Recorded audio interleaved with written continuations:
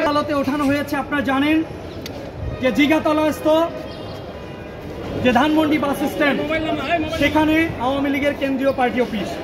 বিগত 4/8/2024 তারিখ এই ঘটনায় আজকে একজন ভিকটিম আব্দুল মোতাল্লিব মারা যান, যার বাবা জনাব আব্দুল মতিন এই মামলাটি ধানমন্ডি থানায় দায়ের করেছিলেন।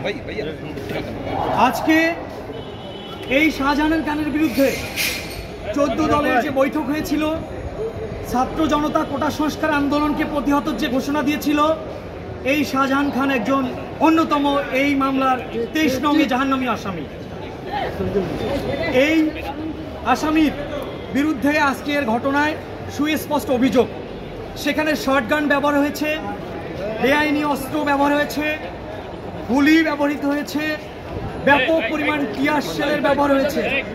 এই শাহজাহান খান যখন ছাত্র কোটা বিরোধী আন্দোলন যে চলছিল, শান্তিপূর্ণ আন্দোলন, সেখানে তিনি আজকে 14 দলের সাথে একসাথে একাত্মতা প্রকাশ করে পূর্বের তার যে কালো অধ্যায়, বিভিন্নভাবে যে এই বাংলাদেশে বিভিন্ন অপতৎপরা সৃষ্টির যে কৌশল, সেটি উনি বিগত 4/8/2024 তারিখে ছাত্র জনতার উপর প্রয়োগ করার কারণেই এই আব্দুল মোতালিব কিন্তু ঘটনাস্থলে গুলিবিদ্ধ হয়ে মৃত্যুবরণ করেন। বিজ্ঞ আদালতে আজকে ঘটনার পরিষ্কার তথ্য দিয়ে এই আসামির বিরুদ্ধে 10 দিনের প্রসিকিউশন পক্ষ রিমান্ড আবেদন দাখিল করেন।